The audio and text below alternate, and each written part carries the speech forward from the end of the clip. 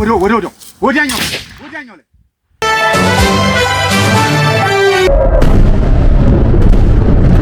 ሰላም ጤና ይስጥልኝ ውድ ቤተሰቦቻችን፣ ወደ ሎት ሰበር መረጃዎች እናልፋለን።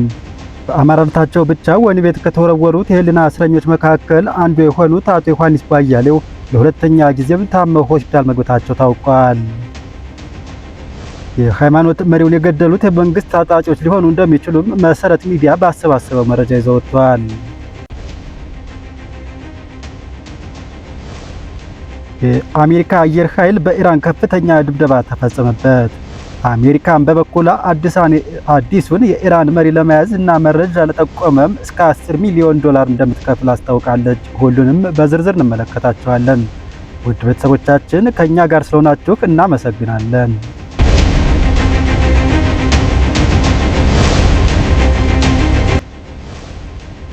ቀዳሚ ወዳደረግነው መረጃ ስናልፍ በአማራነታቸው ወህኒ ቤት ከተወረወሩት የህሊና እስረኞች መካከል አንዱ የሆኑት አቶ ዮሐንስ ባያሌው ሁለተኛ ጊዜ ታመው ሆስፒታል መግባታቸው ታውቋል።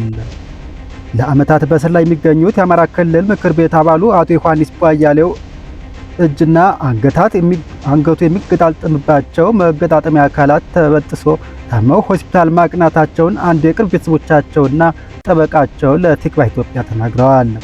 ስሜ ይጠቀስ ያሉ አንድ የቅርብ ቤተሰቦቻቸው ከዚህ ቀደም ታመው የነበሩት አቶ ዮሐንስ መታመማቸውን ገልጸው ህመሙ የጀመረው ክንዱ ላይ ነው፣ ወራቶች አስቆጥረዋል ብለዋል። እጁን መዘርጋት ማንቀሳቀስ አይችልም ሲሉም የተናገሩ ሲሆን እጄን እየታመምኩ ነው፣ ወደ ሆስፒታል ውሰዱኝ ብሎ ሲጠይቅ አጃቢዎቹም ፈቃደኞች አልነበሩም ያሉ ሲሆን ከ3 ወራት በኋላም ቀኝ እጁ መንቀሳቀስ ያቅተው ፖሊስ ሆስፒታል ወሰዱት ሲሉም አስረድተው ፖሊስ ሆስፒታል ግን ከአቅማችን በላይ ነው ማለታቸውን ገልጸዋል። አቶ ዮሐንስ እንዲታከሙ ጠይቀው ፍርድ ቤት ትዕዛዝ አስተላልፎ ዳኑ የአጥንት ስፔሻሊስት ሆስፒታል ሲሄዱም በሰዓቱ ሕክምና ባለመድረግህ እጅህንና አንገትህን የሚያገናኘው መገጣጠሚያ ተበጥሷል፣ የአጥንት መሳሳት ተከስቷል መባላቸውንም ተናግረዋል። ሆስፒታሉ የፊዚዮቴራፒ ሕክምና ማዘዙን ካልተሳካ ወደ ቀዶ ሕክምና እንደሚያመራም መናገሩን ገልጸው የበሽታው መንስኤም ከፍተኛ ቅዝቃዜ መሆኑንም አስረድተዋል። ታራሚዎች በወቅቱ ሕክምና እያገኙ ስለመሆኑ የሰብአዊ መብት ተቋማት ፈትሸው ጥብቅ ማሳሰቢያ እንዲሰጡ ጠይቀው ምክንያቱም አቶ ዮሐንስ ለዚህ የተደረገው በወቅቱ ሕክምና ባለማግኘቱ ነው ብለዋል። አቶ ዮሐንስ አዲስ ህመም መታመማቸውን የገለጹት ጠበቃቸው ሰለሞን ገዛኸኝ በበኩላቸው በተደጋጋሚ ሕክምና ጠይቆ ነበር፣ በራስ ወጪ ዳኑ ሆስፒታል እንዲታከም አቤቱታ አስገብቼ ከረጅም ጊዜ በኋላ ነው ተፈቅዶለት ሄደው ሲሉም ለቲክቫህ ኢትዮጵያ ተናግረዋል። በሳምንት 3 ቀናት የፊዚዮቴራፒ ሕክምና ማድረግ እንዳለበት ሆስፒታሉ ቢያሳስብም አጃቢዎቹ 3 ቀናት አይሆንም ብለው በሳምንት 2 ቀናት እንደተደረገ ያስረዱት ጠበቃው ይህም ሆኖ ለውጥ ሊያመጣለት አልቻለም፣ ኦፕራሲዮን የመደረጉ ጉዳይም በሂደት ላይ ነው ብለዋል። በማረሚያ ቤቱ ተኝቶ ኦፕራሲዮን ይደረጋል የሚለው ግን አጨቃጫቂ ነው ሲሉም ስጋታቸውን ገልጸው በጣም ከፍተኛ ህመም አለበት፣ አዲስ ህመም ካመመው በትንሹ 2 ወር ሆኖታል፣ የአሁኑ አዲስ ህመም ነው፣ በጣም ከፍተኛ ስቃይ አለበት ብለዋል። አቶ ዮሐንስ ከዚህ በፊት የአንጀት ህመም አጋጥሟቸው በመቅረዝ ሆስፒታል ሕክምና ተከታትለውና ቀዶ ጥገናም ማድረጋቸውን እንዲሁም ክትትላቸው እንዳላለቀ የሚታወቅ ሲሆን ስለ አዲሱ ህመማቸውም ለመጠየቅ ማረሚያ ቤቱን ለማግኘት ያደረግነው ሙከራም ለጊዜው አልተሳካም ሲል ቲክቫህ ኢትዮጵያ አስነብቧል።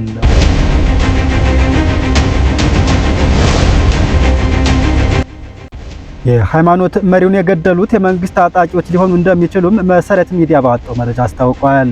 በሰሜን ወሎ ዞን የወልዲያ ደብረ ሰላም መድኃኔዓለም ካቴድራል አስተዳዳሪ መላከ ምሕረት ቆሞስ አባይነዓለም አማረ ትላንት መጋቢት 4 ቀን 2018 ዓ.ም በሚያገለግሉበት ቤተክርስቲያን ውስጥ መገደላቸው የታወቀ ሲሆን የካቴድራሉ አስተዳደር ባልደረባ ለመሰረት ሚዲያ እንደተናገሩት ቀደም ሲል በአካባቢው በሚንቀሳቀሱ የመንግስት ታጣቂዎች ዘንድ ጥርስ ተነክሶባቸው ነበር ብለው ገልጸዋል።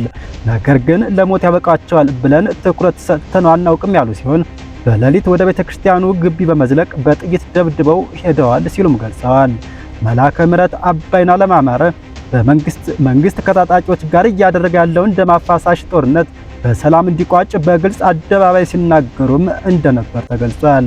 በሥርዓተ ቀብራቸው የተገኙት የሰሜን ወሎ ሀገረ ስብከት ሊቀ ጳጳስ ብፁዕ አቡነ ኤርሚያስ ባስተላለፉት ቃለ ምዕዳን መልአከ ምሕረት አባይነዓለም እግዚአብሔር በቆረጠው ቀን አርፈዋል።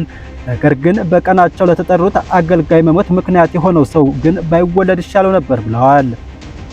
ለሞት ያበቃቸው ምክንያትን አስመልክቶ ብፁዕነታቸው ሲናገሩም መልአከ ምሕረት አባይነዓለም አማራ ነጻና ፊት ለፊት የሚናገሩ ለልማትና ለቤተ ክርስቲያን እድገት በቆራጥነት ሰርተው የሚያሰሩ ትጉህ እረኛ ነበሩ ማለታቸውን የካቴድራል አስተዳደር ባልደረባም ለመሰረት ሚዲያ ተናግረዋል።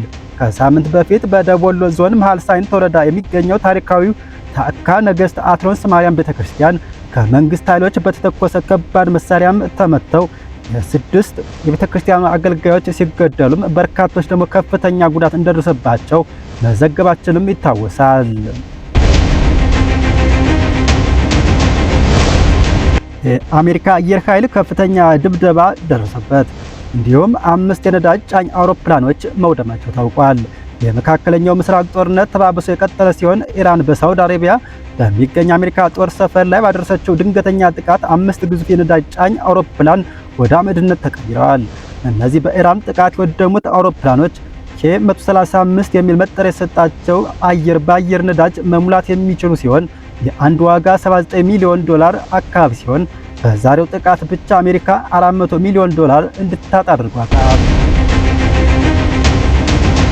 አሜሪካ በበኩሏም አዲሱን የኢራን መንፈሳዊ መሪ ለመያዝ ዩናይትድ ስቴትስ ከፍተኛ ወረታ እንደምትከፍል የገለጸች ሲሆን የሟቹ አያቶላህ አሊ ኻሜኒን ልጅ ሙጅታባ ኻሜኒን እና ሌሎች ከፍተኛ የመንግስት ባለስልጣናት የት እንዳሉ መረጃ ለጠቆመም እስከ $10 ሚሊዮን እንደሚከፍል ዋሽንግተን ዲሲ የሚገኘው ውጭ ጉዳይ ሚኒስቴር አስታውቋል። ሚኒስቴር መስሪያ ቤቱ በኢንተርኔት ባሰራጨው ማስታወቂያ ከኻሜኒ በተጨማሪ ሀገር ውስጥ ሚኒስትሩን፣ የኢራን ብሔራዊ ደህንነት ምክር ቤት ዋና ጸሐፊና የስለላ ሚኒስትሩን በጠቅላላ 10 ከፍተኛ ባለስልጣናትን እያፈላለገ ይገኛል። የ56 ዓመቱ ሙጅታባ ኻሜኒ የአባታቸውን ቦታ ከተረከቡ ጊዜ አንስቶ በመገናኛ ብዙሃን ቀርበው አያውቁም። እንደ ዩናይትድ ስቴትስ በውጭ ጉዳይ ሚኒስትር ማርኮ ሩቢዮና መከላከያ ሚኒስትር ፒት ሄግሴት ከሆነም ኻሜኒ ጉዳት ሳይደርስባቸው አልቀረም። ይህ ግን በየትኛውም ወገን አልተረጋገጠም።